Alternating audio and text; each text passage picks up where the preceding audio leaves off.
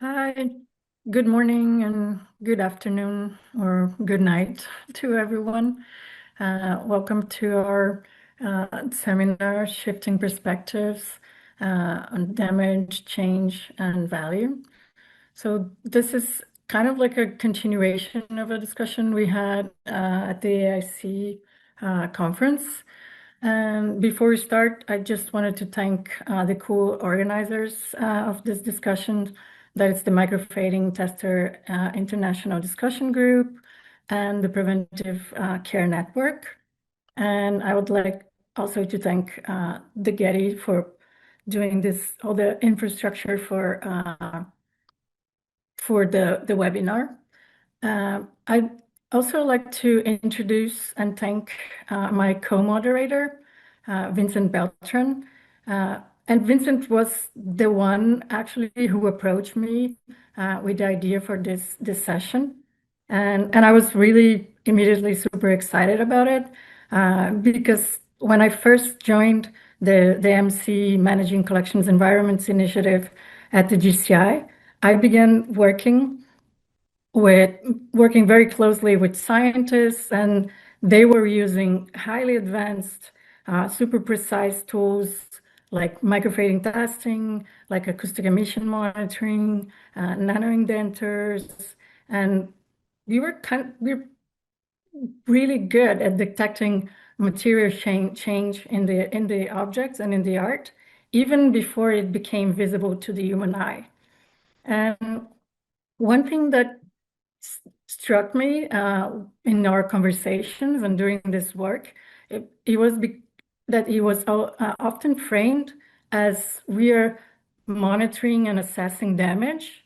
And slowly I realized that for the material scientists, words like damage or failure, they didn't necessarily carry the same weight that they do for conservators. But I knew that the effect that saying damage and framing it like this would have in our fields. After all, as conservators, our role is to avoid, minimize, and prevent damage. So when we are saying that damage is equal any material or physical change, in fact, we are risking to and forgetting that conservation, it's first and foremost about preserving value and significance and not just preserving the stuff. And of course, this is not a new concern. Questions about the relationship between material change, damage, value, they have long been present in conservation theory. But when the approaches with risk management were introduced by Jonathan Ashley-Smith, Stephen Mikowski, and Rob Waller, that we have the pleasure of having here also today, they help to bring this distinction into preventive conservation practice and focusing the attention on the consequences of material change on the values and significance of what we seek to revert. Yet, even after that reframing, the conversation often became the one about acceptable damage or acceptable loss, which continued to bother me because we were still operating within a framework centered on preventing loss, focusing on what we're going to lose.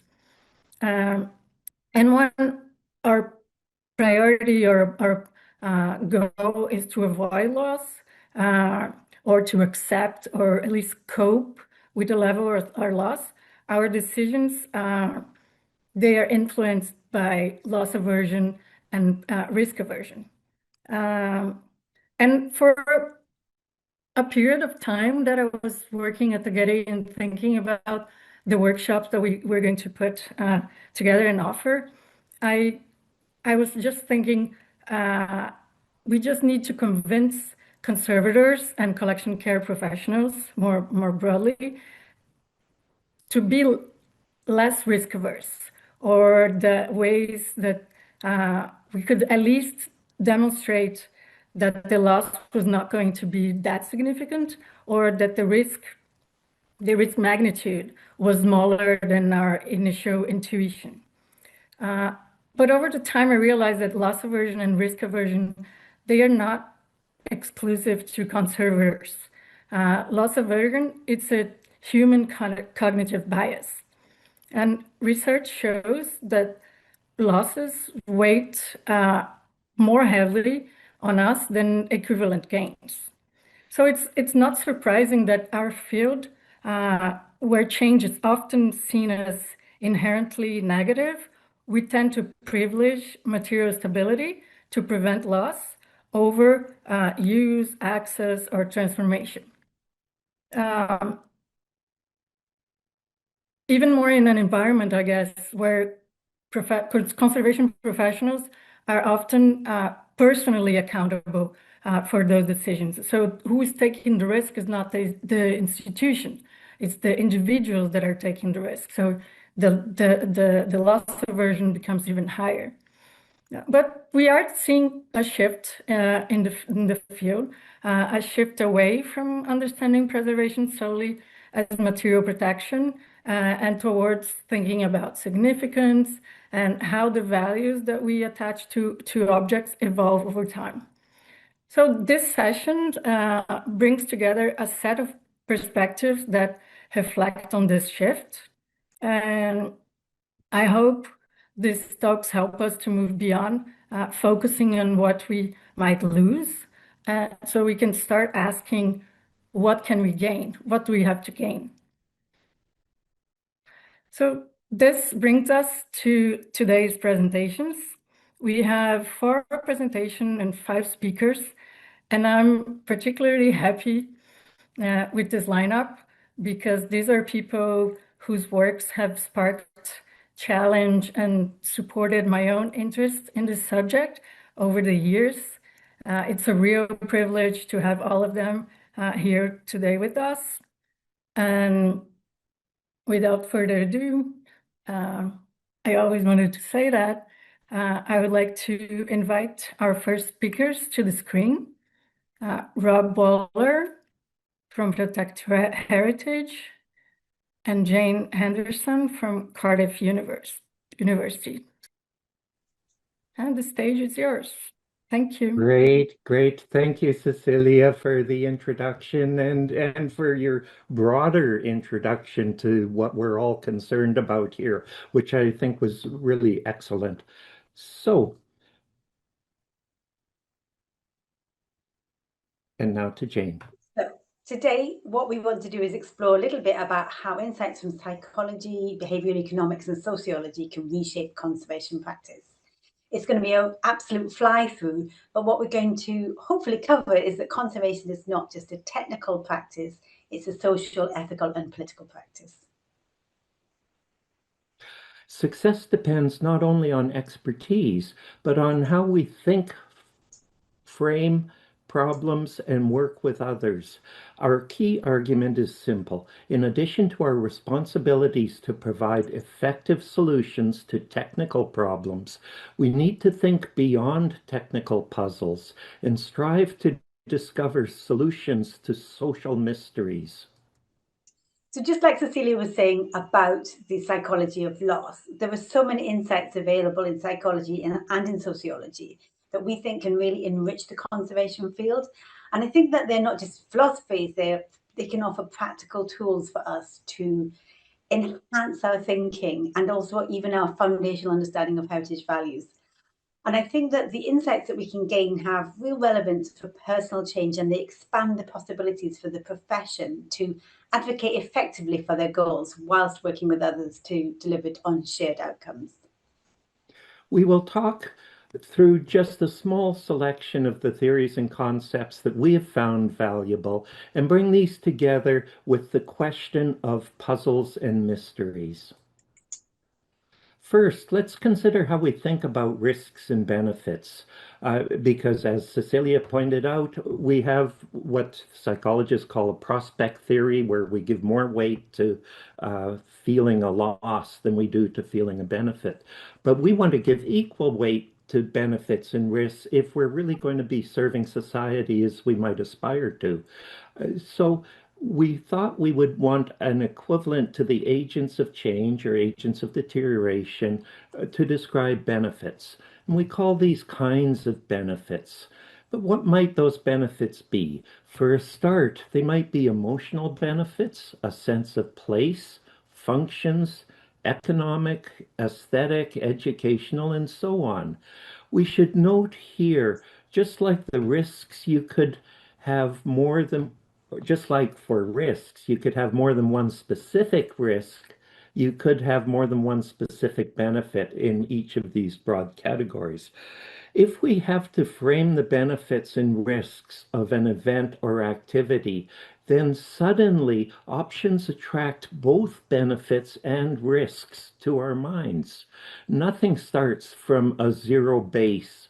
Instead of us taking opposing perspectives with other people that we're negotiating with, we could both begin to think about what the opportunities and consequences are without either looking like we are losing something or we have or or we have not any alternative being entirely risk-free.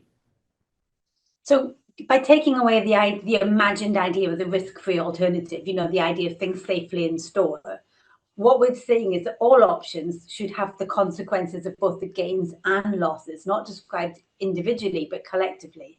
And that should help us not to discriminate in favor of one option that might feel emotionally safer. But also, if we encourage everyone in that project to get involved and acknowledge their concerns and their opportunities on an equal basis, it should also decrease the perception of lack of control and of conservators holding the risks and of other people holding the benefits. And I think what we would like to say is that we need to practice the language of benefits. I don't think it's something conservators have been good enough at. We need to think in every situation, not only to say about what the risks, but really practice describing answer the question, who benefits for any conservation proposal? And there's going to be layers of benefits that will be uncovered by such a question. So, for example, you might go for a grant to instigate a small conservation project. So there will be benefits for you, but for your colleagues, but also for your museum, the geographical community, and even your professional community. And it's about seeing all of those layers. Inspired by the work of Kahneman and Tversky, among many others, it's helpful to think about types of thinking, conveniently termed type 1 and type 2. Type 1 thinking is also known as system 1 or intuition, feeling, heuristic, or using your gut. And it is subconscious, associative, automatic, and fast. So it associates things like smells and feelings and sounds and information and that sort of thing. It's subconscious in the same way our vision is. As soon as we open our eyes, we see what we see. We don't have to think about, are we seeing something? Now, in contrast, type 2, also called reason or rationality or using your head, is conscious. We need to know that we're doing it. It's serial or it's done step by step, thinking, do I need to add this to that or whatever. It's effortful. We need to kind of force ourselves to do it. And compared to type 1 thinking, which is instant, it tends to be slow. Now, heuristic or analytical thinking, the idea of a logical left and emotional right brain is now mostly, but not completely, thought to be a myth. Still, as we just saw, our brains work in two distinct ways. So we feel it is okay to illustrate this using a split brain image, despite accepting that various parts of both sides of our brain will be involved in either type of thinking. We always want to use all of our brain power, but call on different powers for different tasks. We use intuitive thinking, or type 1, for creative work in risk and benefit identification, for empathizing with people who might experience the risks and benefits, and all that sort of associative thinking and creative thinking. And we force reasoning thinking, or type 2, for risk and benefit quantification if we're going to be able to put some relative numbers on these things to balance them. That requires some type 2 thinking. So in conservation, we basically see the risks everywhere, but we don't necessarily manage the hierarchy of risk very well. I absolutely adore this photograph from a museum box.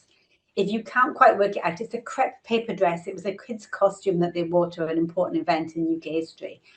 And inside of that box, there was a sticky blunder trap. And the conservator was so worried about pests eating this crepe paper dress that they placed a sticky trap inside of the box. Hopefully you can see that this, standing back, that this wasn't a good and holistic view of risks. And so I think that there is some lessons for us about how we see and perceive of risks and what we do. Because as conservators, we're always there when things get broken. We see the damaged objects. We spend time with things that are broken, and often we'll have a strong emotional response to the damage and to their repair. And this is going to impact on our feelings, our emotional thinking about risk, as well as our logical risk. Because if a new activity is proposed, we can think about the analytical calculation of the risk, but that emotional baggage is also there with us.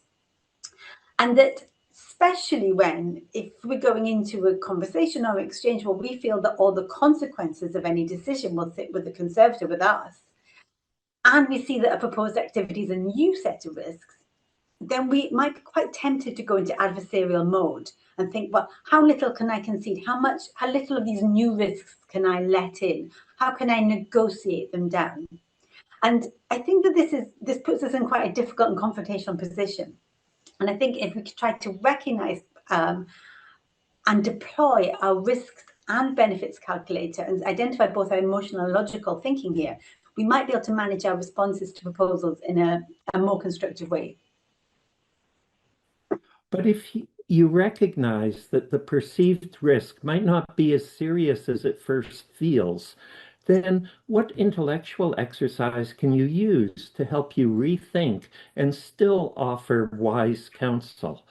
We would argue that you should stand back, literally and intellectually, and ask yourself, am I seeing the whole picture? And what picture do other people see? We call this broad framing.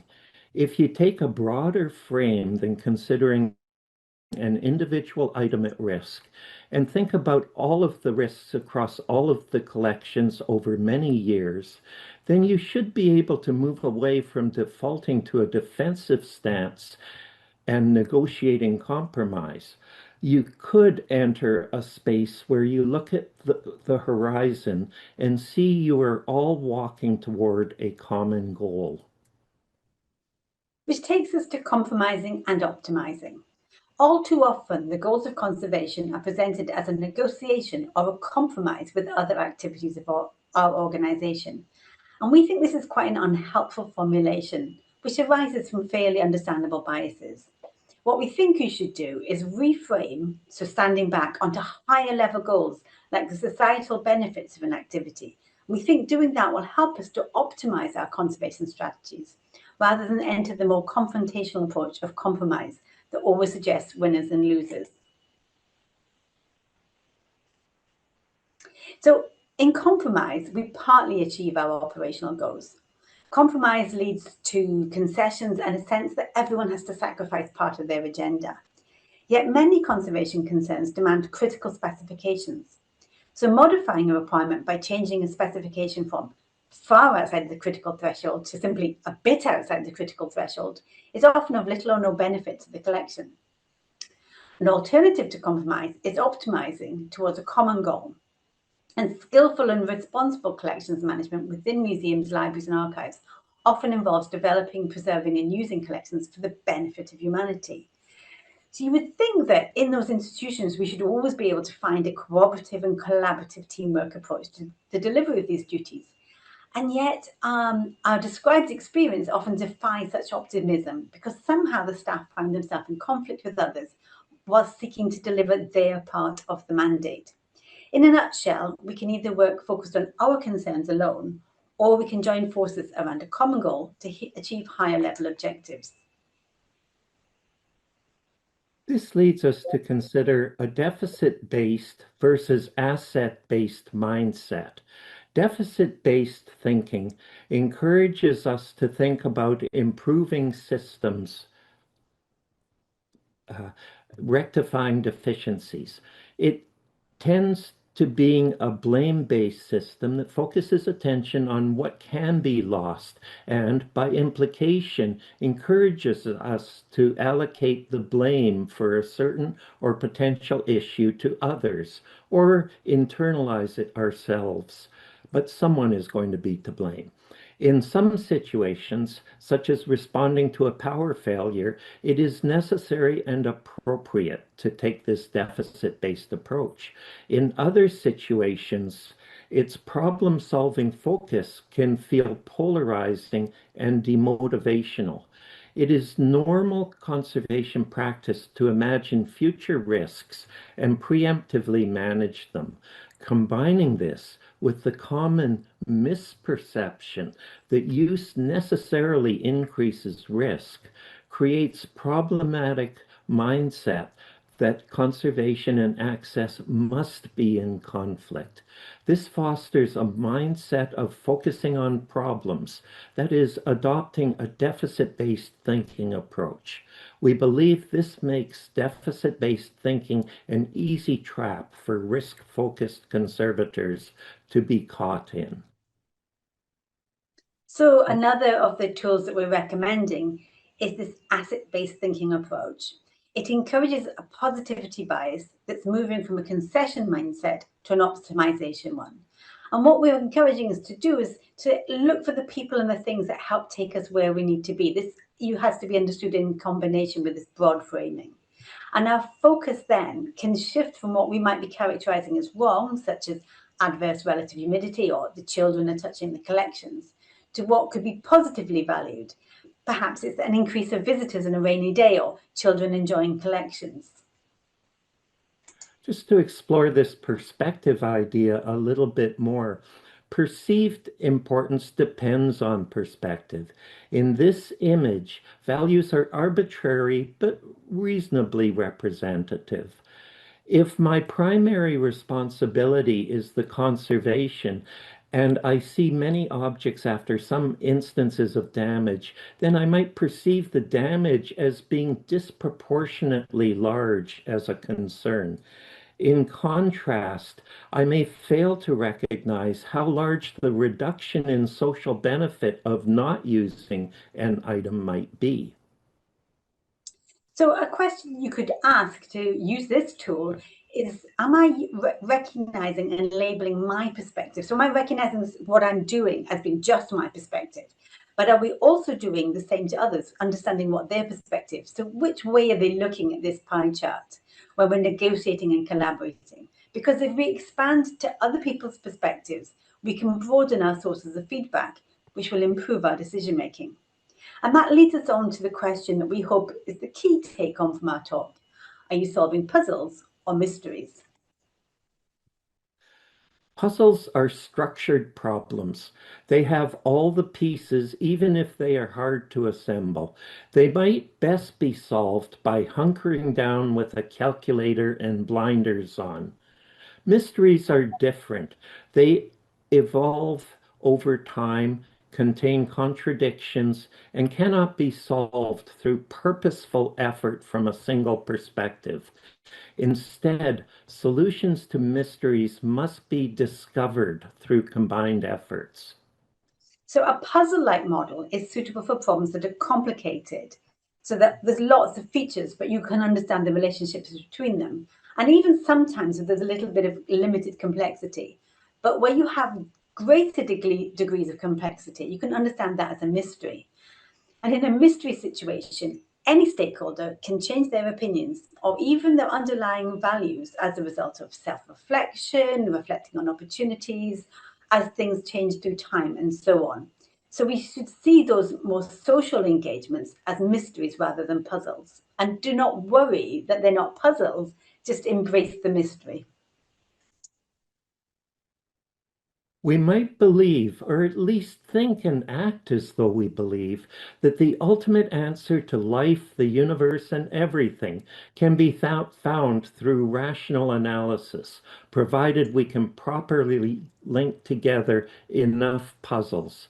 You may laugh at this seeming foolishness, but we would ask you to take time to reflect on this, to question whether you are completely free of this delusion in all situations.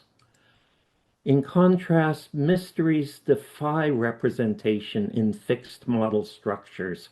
We want to see them as fluidly and continually emerging. When we treat conservation as a puzzle, we expect a single correct answer resulting from established models and hard data. We will sometimes choose to address a problem as a puzzle, despite knowing that that mindset will limit engagement with all stakeholders and ignore potentially valuable perspectives. Still, puzzle solving is generally the best approach when trying to solve a well-defined technical problem, where a focus on the deficit-based thinking will be best. However, where we're dealing with broader issues, where multiple stakeholders need to be involved, where differing senses of value must be accommodated, and where uncertain futures need to be considered, then mysteries it is mysteries that we have to consider, and their solutions need to be discovered. So, where the goal is to go beyond fixing a discrete failing in the system, but instead to let community build new capacities, including the capacities to use heritage in new ways, then an asset-based thinking strategy is needed. This approach expands what conservation can achieve and strengthens our ability to work collaboratively towards shared goals. We can make conservation success stories by solving technical puzzles, and that is sometimes necessary. But the huge strategic victory of conservation best serving society will not be achieved by solving technical puzzles, but by learning to live with and act within mysteries. If we respond dynamically rather than seek permanent solutions, we can reflect a core conservation principle of not closing off future possibilities. We should try to maximize benefits for both present and future societies. Personally, I'm really tired of the adage that conservation and access are in conflict. They are not. It is not present risk versus future benefit, but benefits across time. As long as uncertainties exist, opportunities exist. It allows goals to shift, new perspectives to emerge, and shared understandings to develop. Think of it that we're not solving conservation problems once and for all, but we're continuously navigating evolving situations. Both types of thinking are important, equally important, we might argue. While we are awake, we can only do one type of thinking at a time, for the most part, although we can flip back and forth between types of thinking. True integration seems to be a more subconscious process, usually happening overnight during sleep. That, of course, is the basis for the common saying, "I'll have to sleep on it." What we have found most important is to be able to be aware of finding ourselves locked into only one type of thinking, failing to go back and forth between open and creative type 1 thinking and closed and analytical type 2 thinking is what is important. It's that back and forth that's essential for us to leave our comfort zone and travel to where the magic can happen. And that is our presentation. So on behalf of Jane and myself, thank you for listening. Many thanks, Rob and Jane, for your presentation. Really great insights. At this point, I'd like to invite Marina to share her presentation and join us on screen. So just a quick introduction. Marina Pugliese is a director of the Museums of Culture and also the head of public art, both in Milan. Can you And see then the it? floor is yours. It looks great. Okay, great. Thank you. Thank you, Vincent. Thank you, Vincent and Cecilia, for the kind invitation. So Robert and Jane talked about preservation and access if they ask if they are in conflict. And I want to broach and analyze if display also and access are in conflict. And this through the example of the work we are doing at the Museum of Cultures in Milan. I'll begin with a quotation by Robert Smithson, American artist, who in 1972, for the Documenta curated by Harald Zeman, instead of participating, delivered a statement, basically highlighting the fact that museums, comparing museums to asylums and jails, and by stating that when a work of art is in a gallery, loses its charge and becomes a portable object or a surface disengaged from the outside world. And then he also highlighted the fact that in museums, works of art are neutralized, ineffective, abstracted, safe, and politically lobotomized. So this speaks volumes, especially, I would say, in the so-called museums of cultures like MUDEC.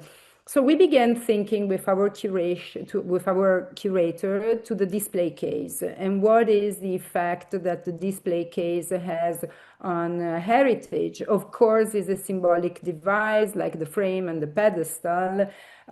Its goal is to signal that what we are exhibiting has an exceptional value. Of course, there's also the importance of protecting the artwork from dust, and from access, because at the end, the display case protects but separates, filters, and distances from the public. And so it embodies a paradox, the paradox of museums as exhibition machines, because museums ensure conservation, but also they neutralize, reshape, and constrain the meaning of what is on display. And this is particularly evident with Museum of Cultures when, of course, some objects are completely deployed of their original function, a drum which is not played, a mask which is not worn. And there's another aspect which is interesting up to me under a psychological viewpoint, that the display case is also, has an impact on the legibility of the object, and it functions also as a mirror. So the mirror of the person who is looking at. So there's also an interesting effect on the topic of the gaze. So let's get to what we did at MUDEC. So we decided with the curators to organize an exhibition, which we entitled Exposure, Art, Culture, Fashion in and Out of the Showcase. On the right, you can see the cover of the magazine. We produce a magazine, MUDEC United, instead of doing catalogs, because we don't have a big space for doing exhibitions. And so the magazine allows us to explode the topic beyond the exhibition itself. And for every exhibition, we produce a monumental work of art for the Agora of the museum, which is a free space. So there's no ticketing there. And in this case, we invited Mariana Castillo de Bal, who is a Mexican artist who studied as an archaeologist. And we have a very important collection of pre-Columbian textiles that Mariana had access to. And she decided to work on this vitrine. The museum was designed by David Chipperfield, as it is basically a huge display case itself. So it was symbolic of the topic we were talking about. This is somewhat, the key image of the whole exhibition. On the left, you see a work by Candida Höfer of the Ethnographic Museum in Berlin, and you see two conservators, curators, we don't know, who are completely covered with gloves and are analyzing some objects. And it's somewhat very symbolic of how is the Western approach towards non-Western art. On the right, we have an object, and we will get to this at the end of my presentation. We have an object from a collection which had been recently donated to the museum, and that we put in anoxy to disinfect it. So the first approach is, when we talk about other people's culture, do we have to disinfect them? Do we have to wear gloves? Do we have to keep them at distance? And this is an approach which is interesting to talk about, because even though many, the display case is a Western invention, it is very much used in a disproportionate way in ethnographic museums. So while like I was director of the Museum of 20th Century Art in Milan, we would have sculptures outside the vitrine. In the Museum of Cultures, basically everything, nearly all of the heritage is inside the vitrines, as you can see here. So for this exhibition, we also invited Theo Eshetu, who is an artist, a Dutch-British artist of Ethiopian descent, to think about our collections and produce a work in dialogue with the collections. And Theo decided to work on the topic of the crocodile, because in Italy in the Renaissance, crocodiles were often installed in the vaults of churches, but they were African crocodiles, and so basically he decided to swap the viewpoint on the collection upside down, so that the crocodile on the top would mean like Africa is looking at the way Western people are displaying Africa. And so you can see that various elements in the collection, and at the end of the first image you also see a taxidermic crocodile of the Renaissance, which is part of a Wunderkammer, of a Milanese Wunderkammer of the 17th century. And so you can see that some elements have been turned upside down. The rest of the exhibition, I'll be quick on it, basically was a collection of display cases of different moments in history and different styles, with at their inside collections of objects selected through different criteria. Might it be typology, might it be the origin of the collection, might it be the function, might it be their material. And we also dedicated a section to contemporary art, because contemporary art has worked a lot on the display case as a topic. You see on the right a work by Mark Dion, Sam Durant, and we produced a work by Monia Ben Hamouda, literally reflecting on how Western world has related towards other people, histories, and the vitrine. The end of the exhibition was a small votive shrine, as many are present all over Latin America, without the image inside, the sacred image inside. And we ended by saying, is the empty display case the end of the museum? So let's get back to the object on the right, the de-angle mask, which is under the plastic bag. So I'll go back to the collection. I want to show you 2 minutes of a video about a workshop that we did on the occasion of the exhibition, if it's possible to share it. Why are we having a workshop? So I was approached by Marina, director of MUDEC, and Sarah a while ago to join the scientific board of MUDEC. And part of that was linked perhaps to this offer of a collection to be acquired, to be donated to the museum. I mean, basically we're talking about questions of curatorial museum ethics. In particular, this notion of uncertainty. So our kind of title for the workshop is Curating Uncertain Ethics. As we'll all know, there are many ethical codes and legal frameworks within which museums, particularly acquire collections. But certainly ethically, it's often actually difficult to ascertain the status of an object. particularly when it's come, as in this collection, from a private collector who's passed away. The estate is effectively offering them to the museum. And also this notion of, well, what is ethics? Is ethics a code, like the ICOM Code of Ethics for museums, for instance, where it's a kind of a guide for kind of best practice in the sector? Or is ethics, as most ethicists would say, actually a process? Quindi il ruolo del museo oggi è di superare quel confine che gli altri chiamano paternalismo, protettorato, e rimettere l'arte, che è proveniente da quei paesi, nella sua vera dimensione policentrica e universale. A collaborare con le scuole, i teatri e ospitare anche eventi culturali come cori oppure monologhi, cose del genere, all'interno del museo, perché no? So basically, we received a proposal for this donation, and it's a recent collection, and there's a law in Europe which says that before 1970s, if the works were collected after 1970s, you cannot accept a collection. It is complicated in terms of provenance, and this basically renders the situation very complicated, in which most museums don't accept this collection, which end up in the secondary market. We decided to accept the risk.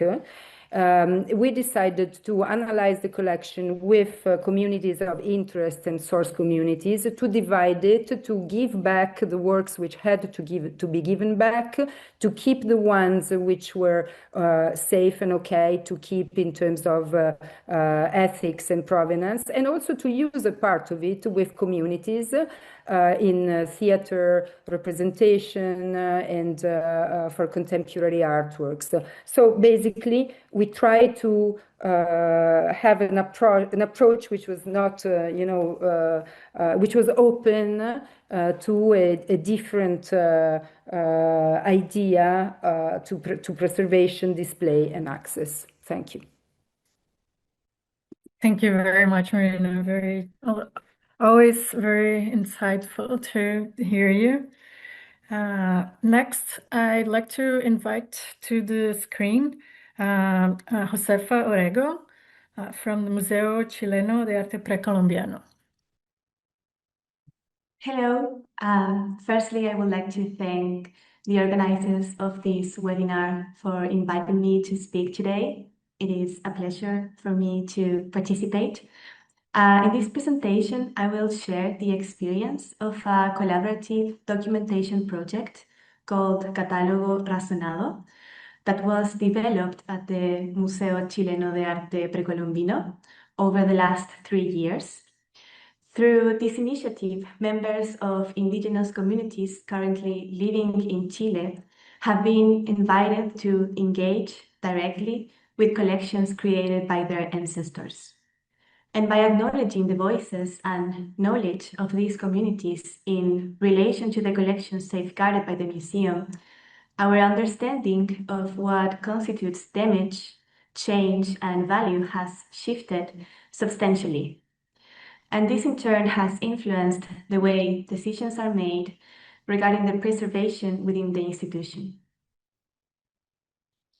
So the Catálogo Razonado project was developed in response to a long-standing concern within the museum, because while the institution safeguards a significant collection of objects created by indigenous peoples, many of the voices connected to them were not fully represented in the documentation or exhibition narratives. And the project was therefore conceived as a space for dialogue and collaboration with indigenous communities in Chile.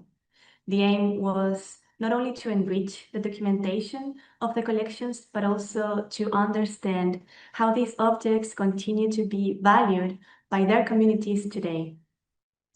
In this first stage, the participating communities included the Mapuche people, mainly located in the south of the country, the Atacameño Licanantay communities from the north of Chile, and the Rapa Nui people from the insular territory. and a series of interviews were carried out during the development of the Catálogo Razonado. And as the project progressed, it became clear that the new information and knowledge shared about the collections had direct implications for their conservation and management. And for these reasons, specific questions on these topics were gradually incorporated into the interviews. And these questions addressed issues such as appropriate levels of intervention, suitable restoration materials, possible restrictions on access and display, and preferences regarding exhibition and storage. The discussions held during the interviews highlighted that concepts such as damage or deterioration are not fixed categories, but value-based judgments shaped by cultural frameworks. For these presentations, I will only focus on some of the results obtained through our work with Mapuche communities, as they clearly illustrate this idea. One example emerged during conversations about Mapuche silver jewelry with two silversmiths. They explained that the tarnish present on some silver objects is tangible evidence that these pieces fulfill their role of protecting the person who wore them from negative energies. This was especially relevant for silver jewelry associated with Machi, the spiritual and healing authorities within Mapuche communities. This understanding raised important questions about cleaning practices. If tarnish is understood not as damage or material change caused by pollutants and humidity, but rather as part of an object's biography or significance, then removing it completely may also mean removing a layer of value.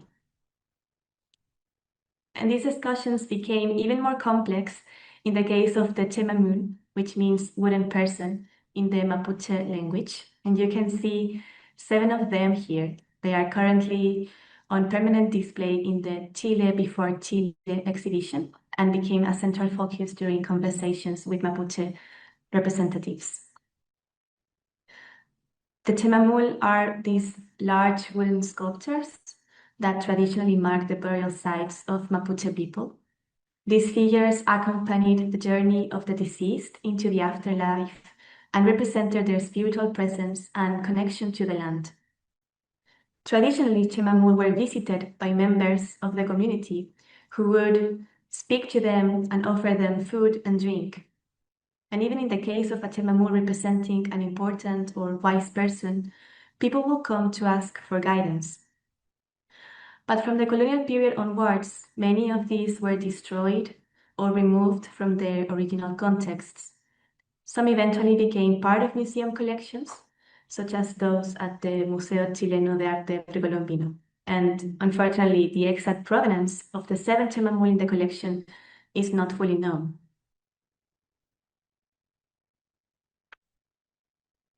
But one of the key points raised during the interviews with Mapuche representatives was that Chemamul were made to decay.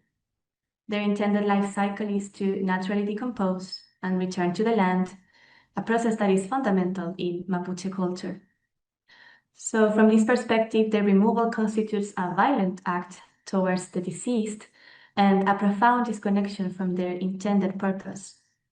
In the words of Hernán Marinao, you can see in the picture, their presence in a museum represents a rupture, a communication that is no longer flowing. At the same time, it was explained that the Chemamul in the museum required a ceremony to restore their spiritual force. For the community, carrying out this ceremony creates the possibility of reconnecting with them and accessing knowledge that remains relevant for them today.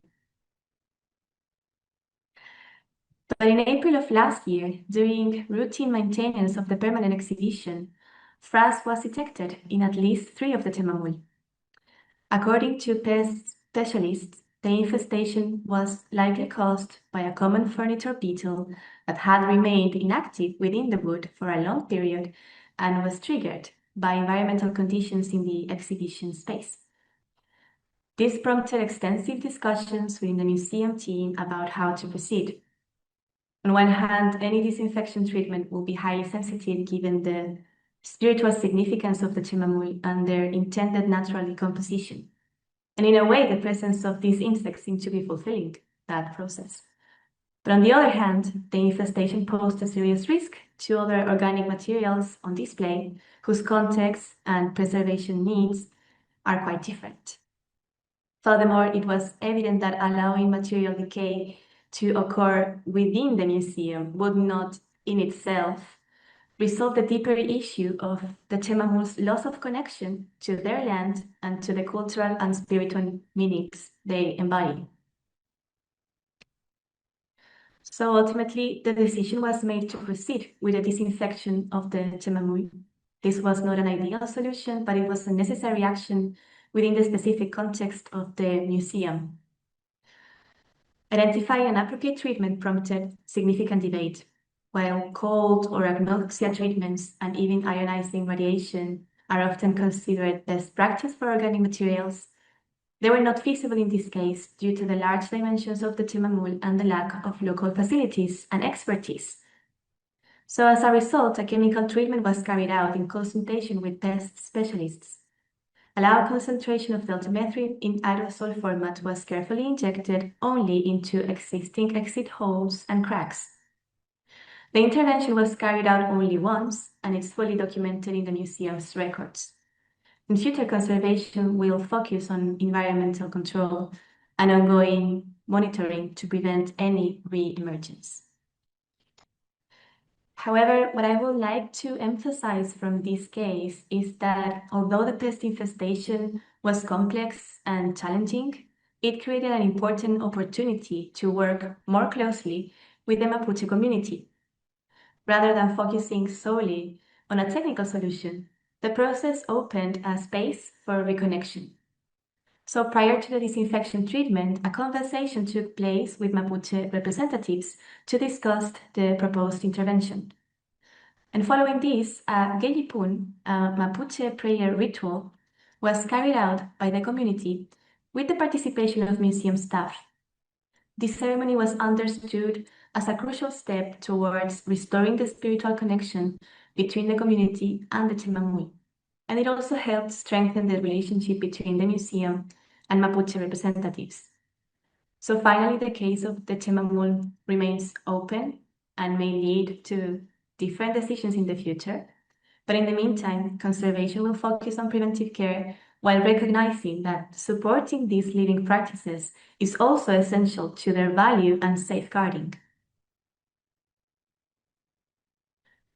To conclude, the Catálogo Razonado project has shown that these collections cannot be understood solely through conventional museum frameworks, but must also be approached through the knowledge and understandings of the communities to whom they belong. And in this sense, conservation can move beyond preventing material change at all costs and instead generate value through cultural respect, inclusivity, and sustained relationships with living communities.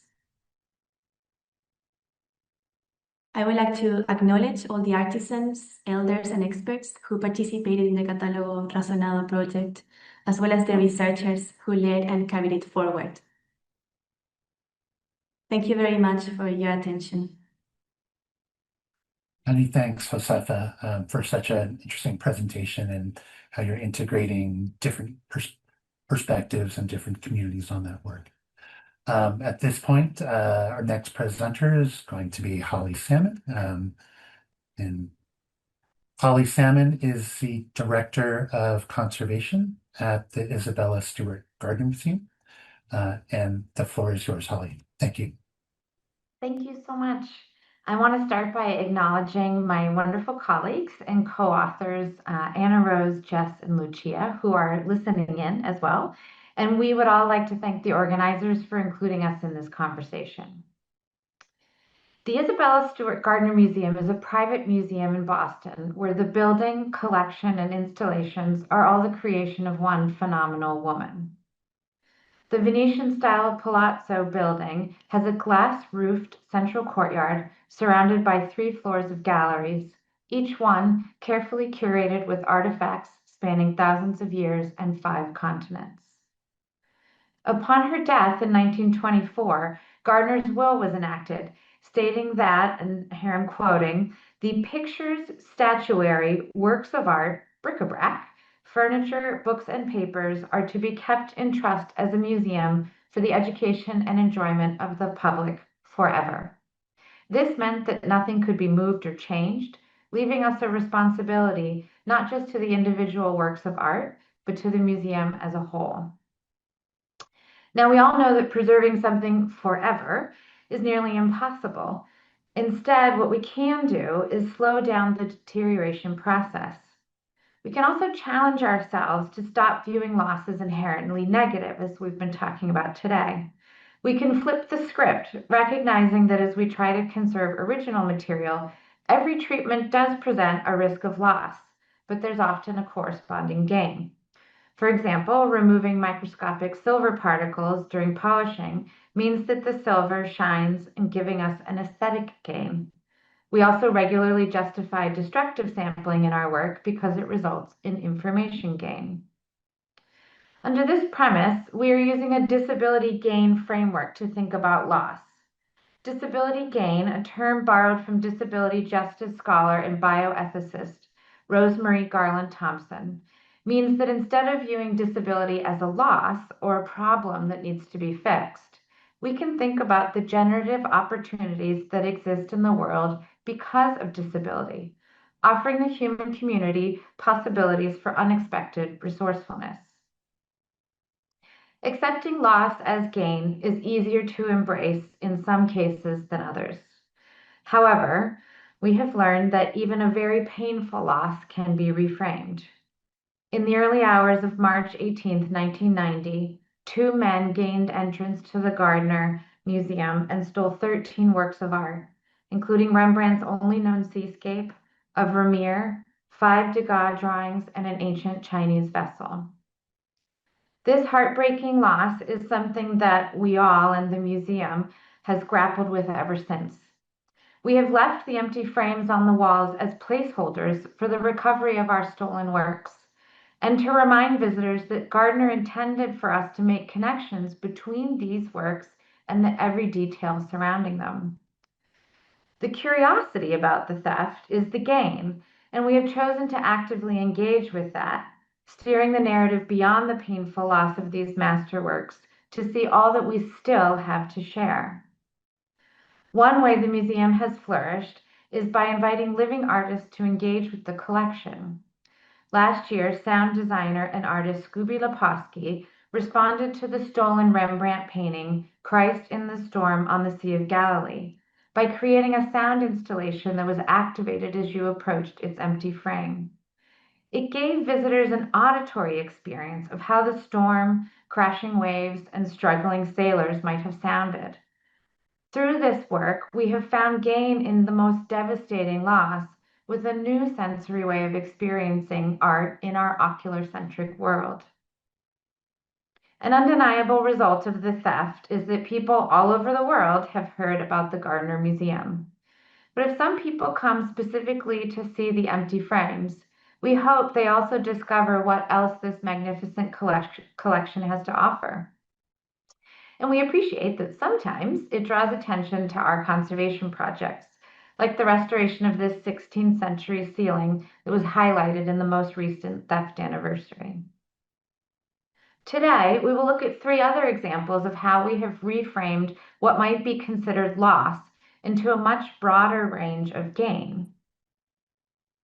In the late 19th century, 4 Italian wall painting fragments, including the 2 shown here, were detached from their original architectural settings using the strappo technique and transferred to canvas. This process of physically stripping the paint from its plaster support caused immediate damage and accelerated deterioration over time. All 4 show severe degradation, including flaking, torn canvas, and a glossy surface resulting from 20th century consolidation efforts. While their conditions suggest long-term storage is the safest option, our commitment to the founder's vision forced us into the uncomfortable position of exploring treatment. Once removed from their architectural support, fresco fragments occupy an ambiguous status. They are no longer wall paintings, yet they remain physically and chemically unlike easel paintings. This situation introduces both ethical considerations and practical conservation complications and forces us to face the irreversible effects of past interventions. We collaborated with wall paintings conservator Stephanie Bogan to develop a treatment plan. This initiative sparked an interdisciplinary and cross-cultural exchange with fresco experts in Florence, introducing us to new methods for treatment and documentation, as well as a framework grounded in their original context.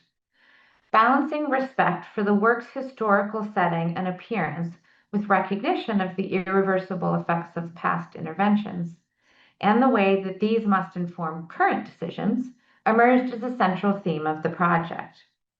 We hope that this project will continue to contribute to the reevaluation of similar, often overlooked fresco fragments relegated to storage across U.S. collections. And I'll just note that Lucia and Stephanie will present on the full scope of this project in Oslo at the ICOM-CC conference meeting this fall. Many of the textiles installed by Gardner were already fragile antiques. She collected everything from tapestries to lace, collaging pieces together as wall coverings, draping them over furniture, and occasionally framing them alongside paintings. As the textiles aged, much of the collection was retired to storage or disposed of. By the 1980s, 75% of the original textiles had been removed, essentially erasing one of Gardner's core collections.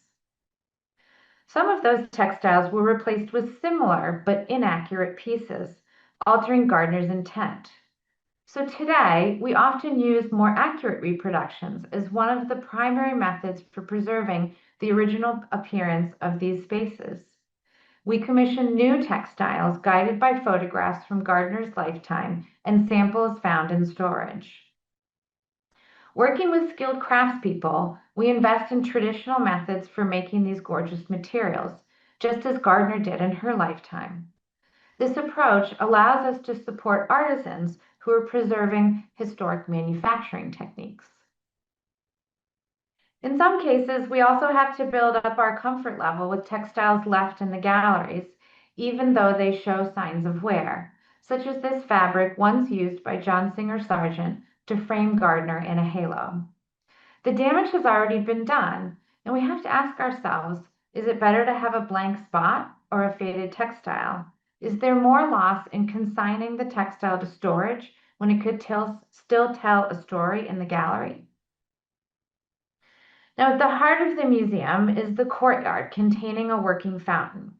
Gardner designed this to be one of the first things that you see and hear when entering her museum. The rim is made from 17th century Venetian sandstone sculptures built into a brick and mortar structure. Salts, likely accumulated during previous outdoor exposure, are causing efflorescence, cracking, and spalling. There is also consistent algae growth addressed by regular cleaning, which in turn compromises the mortar. We thoroughly investigated options for treatment, but could find no reasonable solutions. So we documented the piece as closely as possible with high-resolution images and 3D scanning to capture what detail remains. We can use this data to create reproductions and put the originals into storage, but the process would cause significant damage to the stones. We had to ask ourselves, do we leave it in place and let it slowly deteriorate, or remove it and put in reproductions at the risk of damage and great cost? Also, what becomes of the original stones that will sit in storage and realistically never be appreciated again? Displaying the fountain dry would certainly slow deterioration, but would also change the multisensory experience that Gardner intended. And it doesn't account for the continued moisture from the nearby plants, which are key to visitors' experience. Instead, we can lean into the multisensory experience and recognize that Gardner also placed tremendous value on her living horticulture collection, as we still do today. By accepting loss and being honest about it, we made gains in cross-cultural collaboration, support of traditional crafts, use of new technology, connecting with our community, and supporting Gardner's vision of a lively and immersive experience.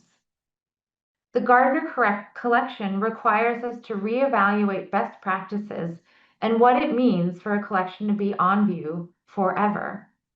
We believe that loss and gain are not incompatible, and when it comes to something that on the face of it was a complete loss, what we have gained from that helps us reframe our mindset as conservators, and perhaps yours as well.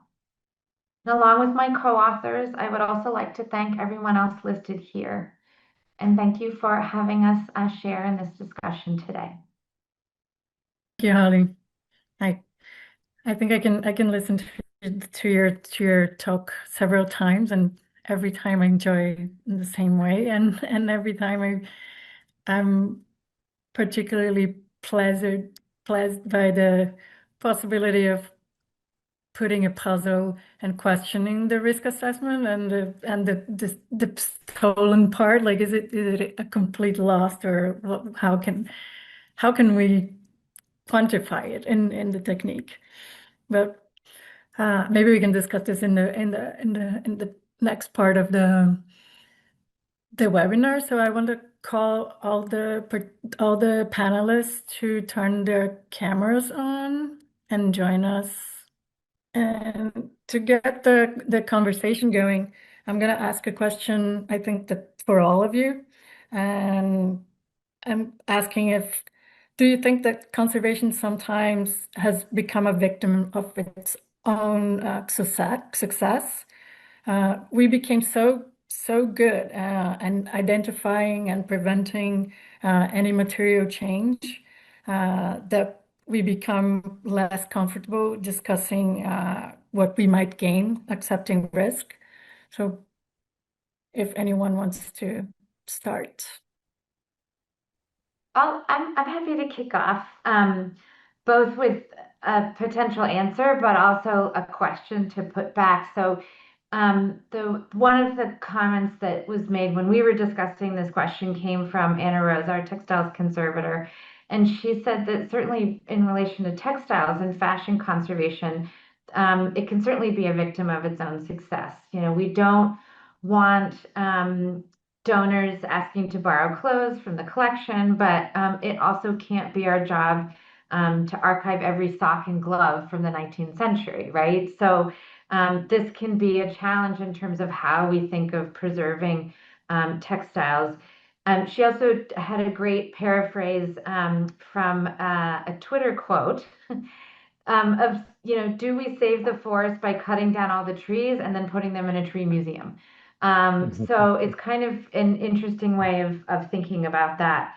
The question that we came to as well in discussing this is whether everyone feels like maybe have we started to institutionalize the idea that any change is a failure or not?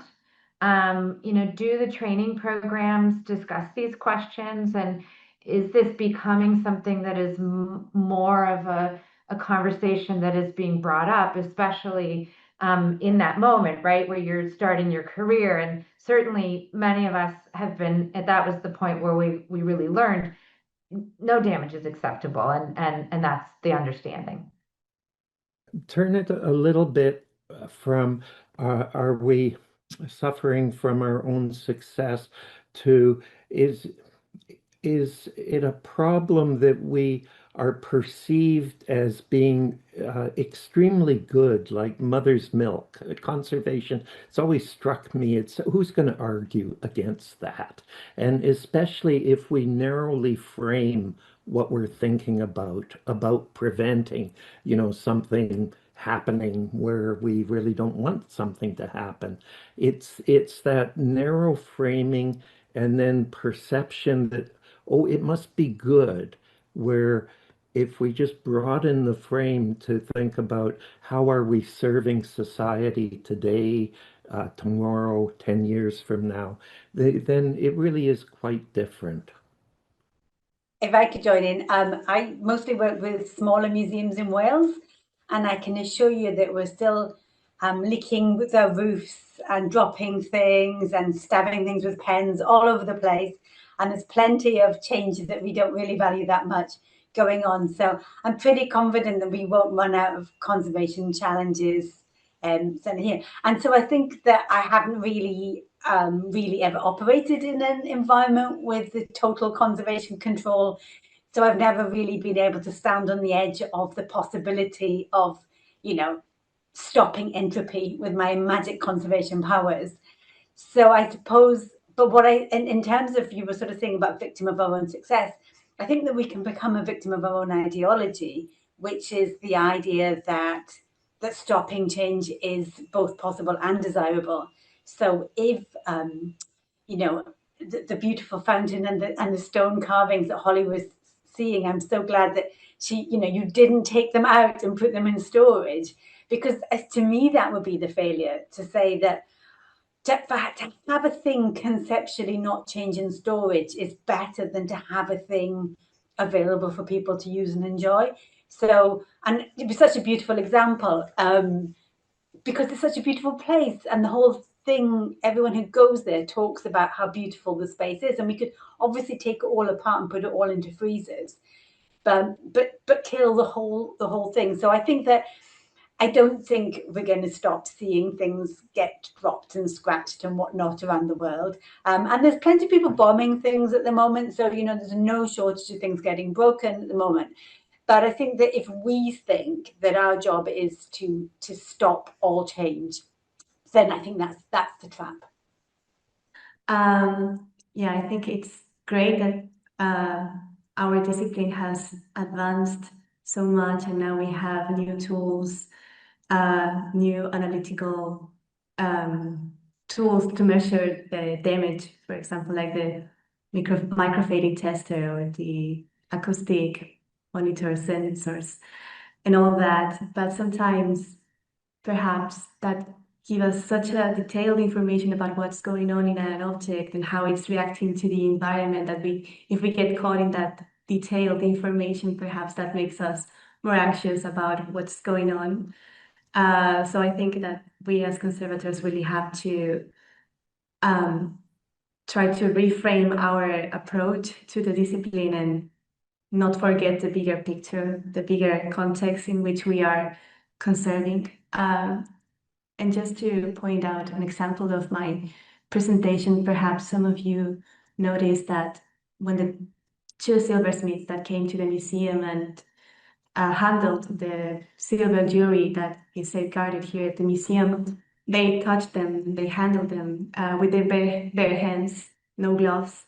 And of course, that was a decision that was made by the museum before they came, because we knew that it was important for them to touch them and to get that direct access to these objects, because they also are the ones who keep the knowledge about how to manufacture these objects today. And so the new information that they gave us, just because of that experience, it was very important to us. And also the moment of connection, emotional connection that they had with these objects, it was really, really important. And it also gave us a new depth about these collections. And so, yeah, perhaps they left a little fingerprint in some of the objects, but I think that change or that deterioration, it's good. I mean, compared to all the new information and that connection that was created. Of course, it's not that I'm saying that anyone can touch them,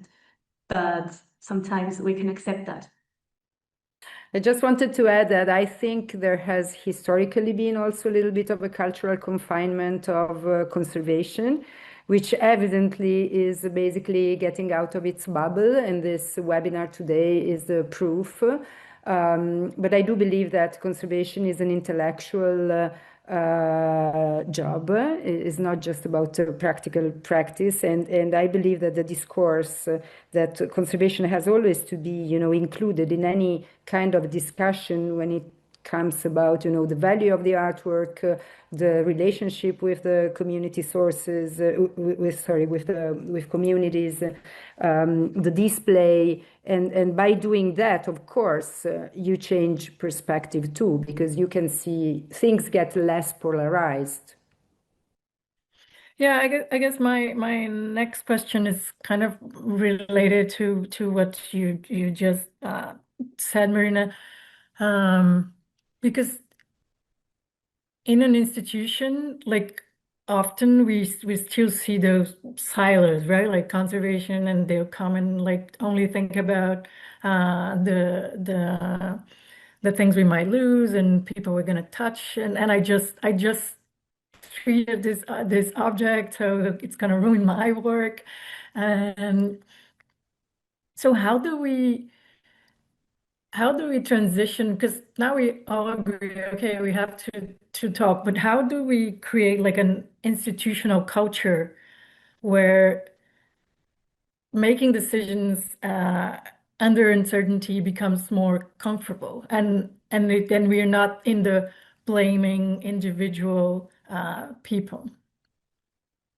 I think a part of it is just what you said, right? Like we can't make these decisions in a silo, no one person, and also thinking too about the hierarchical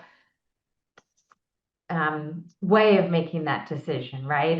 And certainly here we have 5 conservators over 3 disciplines. We have to acknowledge our limitations and bring in more voices. And obviously it's often the curatorial voice, but we also only have, 3 curators, right? So we have to understand that there are other voices that have to come in.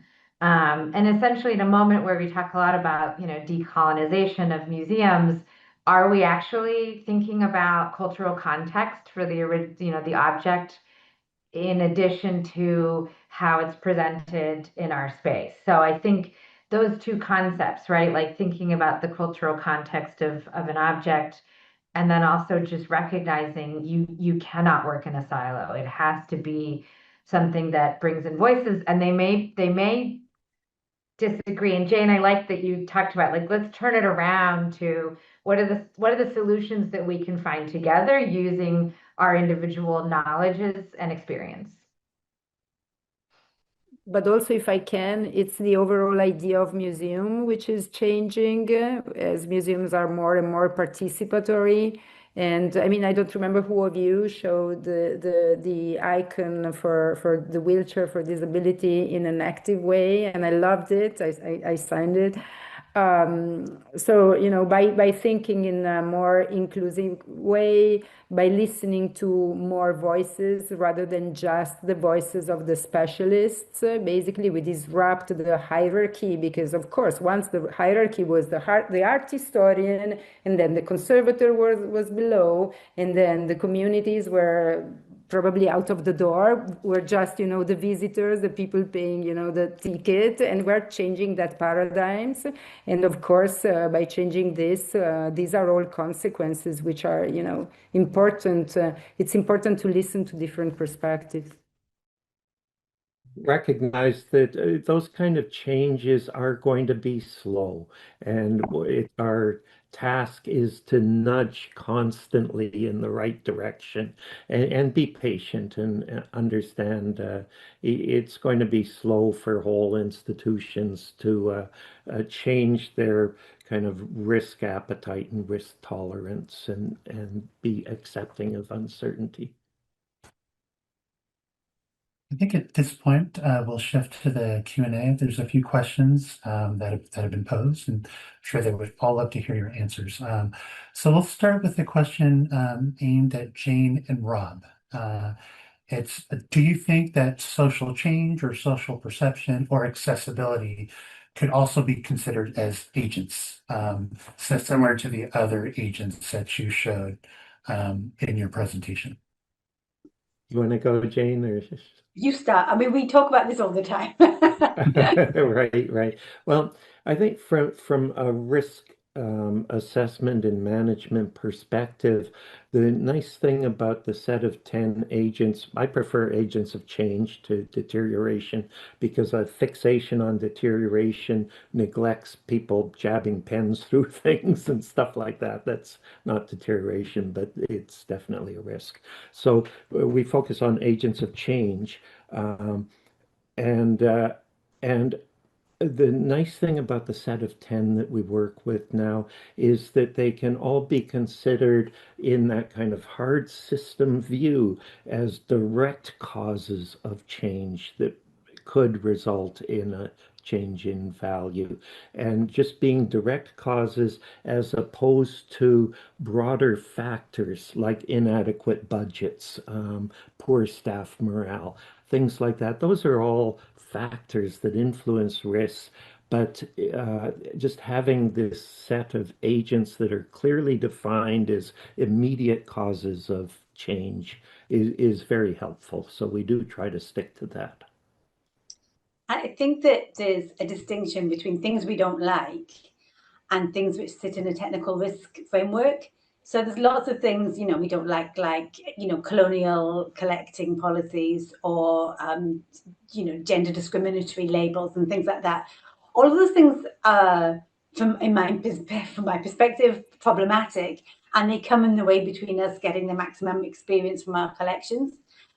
But there are different frameworks and different tools in which to deploy our understanding. So, the work that Rob and Stephen McCarthy did, particularly around those agents of deterioration or change, is a technical framework for a very specific part of preventive conservation. Now, my preventive conservation goes much bigger into discussions about how best to care for things, whether keeping them in the UK, for example, or whether injecting an insecticide into something is the best way to care for something if people would like things to deteriorate.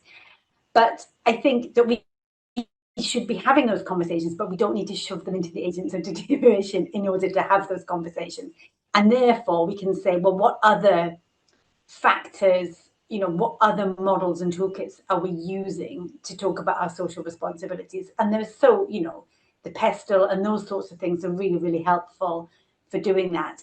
And we just kind of wanted to show that we need to stratify the benefits systematically if we're stratifying the risks systematically, because otherwise inevitably our attention is on the risk. If we don't sit down and describe those benefits, the risk overwhelms our perspective. Okay, another question that has come up is, who has the authority within their institution to determine what constitutes acceptable change in a cultural object? Is it primarily a conservation recommendation? Is it defined in exhibition or on policy, or is it decided on a case-by-case basis? Maybe we can start with Josefa, if you'd like to address the question. Yeah, thank you. In our case, I would say primarily it can be a recommendation from the conservation team, but actually these decisions are also shared with the whole institutions, such as curators. We are a small institution, so there's not a lot of people contributing to these decisions. But what I want to mention is that here at the museum, we are really incorporating in our institution the concept of interculturality. So there is a real shift now here that we have to collaborate and discuss these issues with the communities involved. And that's really important. And I think that has crossed all the departments here at the museum. So it's really our way of working nowadays. Ollie, Marina, do you have anything you'd like to add? It's funny because at MUDEC we have various curators for the different collections, and besides the fact that I am a specialist in conservation of contemporary art, they tend to ignore me because conservation is very much specialized, not conservation, sorry, the approach of curators is very much specialized, and so I'm not that much considered. So I would say the decision-making process has to be, of course, a sharing and a group one, but again, in Museum of Cultures, the level of specialization tends to, push apart those who have not the tools, to enter into the conservation. So we have to dismantle that kind of approach. I think one of the advantages that we have today is the opportunity to connect internationally, right? Like we're very lucky in Boston here. There are a lot of, very talented, smart conservators, scientists, and curators and educators and students. Like we take advantage of all of that, but it's nice to think too that today we can also do this, right? And have that broader voice that might influence where the decision is going. And you're all going to think I'm crazy, but here sometimes we think of Isabel Stewart Gardner as being the person who makes the decision, right? Like she left us a will, and this is what we have to follow and figure out how we can fit our work into that. And I'm kind of joking, but I'm also kind of serious.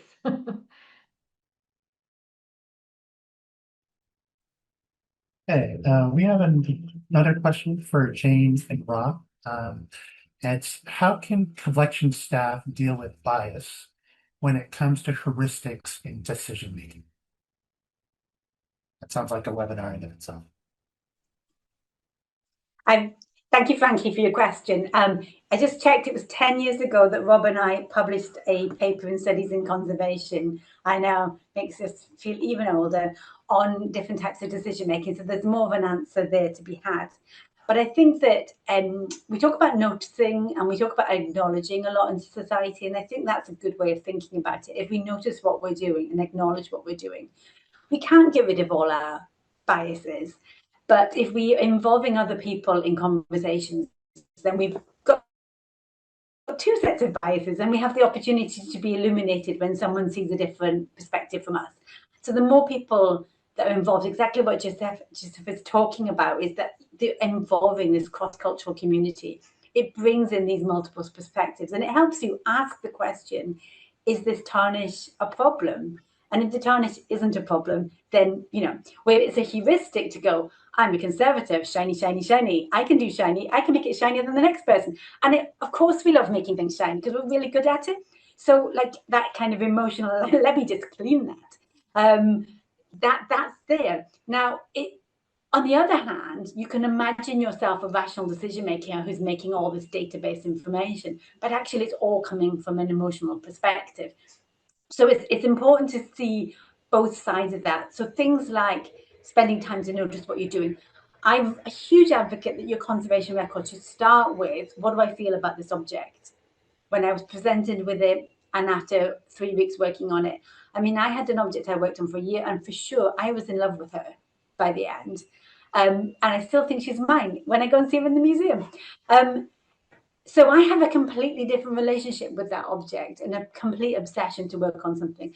So I think there's lots and lots of things that I wanted to share. And the last thing was goal sharing. If we express what it is that we're trying to achieve, it gives other people a chance to see where we're trying to go. It gives them a chance to discuss that, because the technical side of our work, I'm going to deploy this adhesive. It's very difficult to have a conversation about, but this is where I want to go. I want to make this wooden sculpture last a bit longer, but I don't want to make it last forever. I want to kill these insects in order to achieve this outcome. That allows us to be accountable for our goals, to discuss those goals, but also then to learn from them. Did we do a good job of that afterwards? And we're bound to make mistakes because everyone who went before us did. So let's help the next lot of people coming behind us to learn from our mistakes, because we actually said what our intent was. And then when they go, why the heck did they do this stupid thing? At least they'll know what our thinking process is were. I think we have time for maybe one more question. And that question is, how do you think these changes in perspectives are reflected in the codes of ethics for conservation? And if we feel like they aren't reflected, what needs to change for this to be better reflected in those codes? Anyone want to take a stab on it? Can I go even though I'm not in? Sure. I think for me, the first thing would be the thing about doing the best possible thing, like the best practices and all that, because the best, like we said, the best possible, it's becoming like really, really, really precise and a lot, and how we don't, maybe even if we have the means of doing something that would be the best possible, or like keeping the temperature and the relative humidity super stable and risk zero, et cetera, et cetera. Like, do we really need to do the best possible if we have the resources, even if we have the resources? Just picking up on that certainly conservation can't be alone in this. This must be something that surgeons in their code of ethics must recognize, that surgery isn't the ultimate answer to everything, and some physiotherapy might do and that sort of thing. So it must be a universal challenge, I think, wherever there's any kind of specialization. So I would tend to want to ask an ethicist, how should that be dealt with, and how do different groups deal with it? I agree. In our workshop, we talked about uncertain ethics, so we should talk about ethics in a more broadened way rather than prescriptions. All right. Well, I think this brings us to a close. So first, I just wanted to thank all of our speakers. It was a pleasure to have all of you here to share your insights and help us extend this discussion beyond a conference and push it out into the field. So some of the next steps, this webinar is being recorded and we'll edit it and we'll post it in July on the AIC YouTube page. There'll also be an evaluation survey. It should pop up immediately in the browser when the webinar ends, and we'll also share it by email. And I wanted to point out something that Cecilia mentioned, is that this is actually a follow-up discussion from a conference session we had at the recent AIC CAC conference of the same name. And there were talks by Rebecca Ladarella from the Canadian Museum of History, Kirsten Dunn from National Galleries of Scotland, and Rachel Ropeek, who is an educator, as well as Josefa and Holly that shared today. These recordings are available to conference attendees at the moment, but our hope is in the future we'll be able to share them more widely, just so they can complement the discussion that happened today. And I just want to acknowledge again just the organizing groups, the MFT International Discussion Group, which is trying to support microfading tester users, and we have a QR code that takes us to the landing page, as well as the Preventive Care Network, which is supporting conservators and collection care professionals with strong preventive interests. And particularly for them, we wanted to link to the Connecting the Collections Care resources. So that's where this QR code takes you. So with that, I'd like to end the presentation and the webinar, and thank everybody again. Thanks everyone for attending, and we'll see you again in the future.